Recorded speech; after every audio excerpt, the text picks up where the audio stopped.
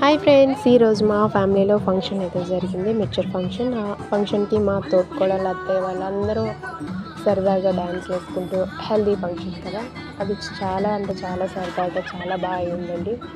ఇవ్వండి, వీళ్ళే మా తోటికోడలు, ఆవిడ మా అక్క, వీళ్ళు మా బావగారు. చాలా సరదాగా జరిగిందండి.